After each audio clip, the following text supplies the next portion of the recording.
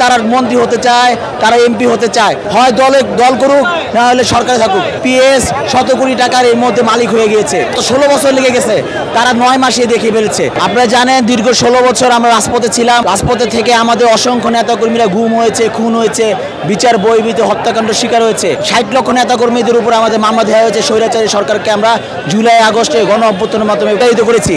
এবং তারপরে আমাদের বিএনপি ভারপ্রাপ্ত চেয়ারম্যান জনাব তারেক রহমান বারবার বলেছেন যে এই অন্তর্বর্তীকালীন সরকারকে কোনোভাবে ব্যর্থ হতে দেওয়া যাবে না। শুধুমাত্র তার কথার উপর, তার নির্দেশের উপর অপেক্ষা করে আমরা কিন্তু এখন পর্যন্ত চুপ আছি। আপনারা দেখেন যে এই উপদেষ্টা মণ্ডলী একজন পিএস শত কোটি টাকার এর মধ্যে মালিক হয়ে গিয়েছে। যে কর্মকাণ্ড গত 16 বছর শেখ হাসিনা, তো 16 বছর লেগে গেছে, তারা 9 মাসে দেখিয়ে ফেলছে।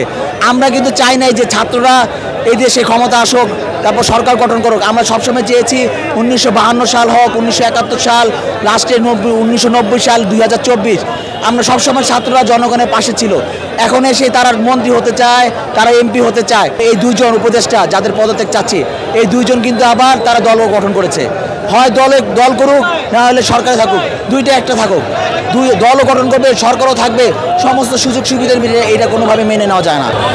আওয়ামী লীগ দুর্নীতি তো করেছে, এই 16 বছর লেগেছে, তাদের দুর্নীতি করতে 6 মাসও লাগে নাই। তাহলে আপনি দেখেন তারা যদি আরও 1 বছর থাকে দেশের কী অবস্থা হবে। ছাত্ররা আমি ঠান্ডা হয়ে গেছি যে এই ধরনের কর্মকাণ্ড তাদের কাছ থেকে কীভাবে আশা করা যায়।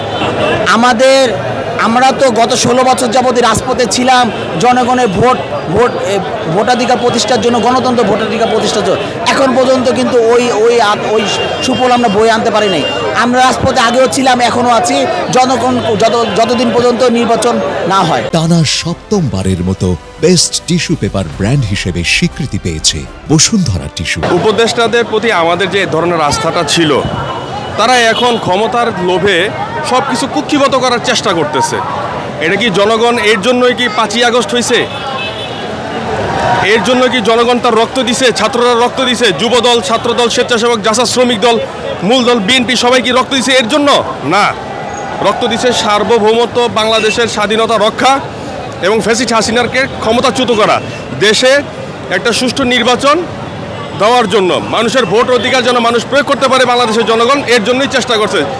আমার মহানগর উত্তর যুবদলের সেক্রেটারি জনাব সাজ্জাদুল মিরাজ, জনাব তারেক রহমানের বিশ্বস্ত হাতিয়ার, উনি যাই বলছেন উনি যথার্থই বলেছেন। যদি জনগণের দাবি দাওয়া না মেনে নেওয়া হয় আমরা রাজপথ ছাড়ব না।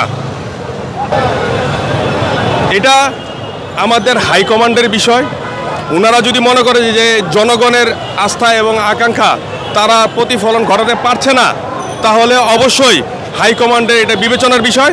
ওনারা যদি বলেন, জনাব তারেক রহমান যদি বলেন যে বাংলাদেশে সুষ্ঠু নির্বাচনের জন্য আন্দোলনে যেতে হবে, তাহলে পুরো বাংলাদেশ ঝাঁপিয়ে পড়বে তারেক রহমানের নির্দেশে।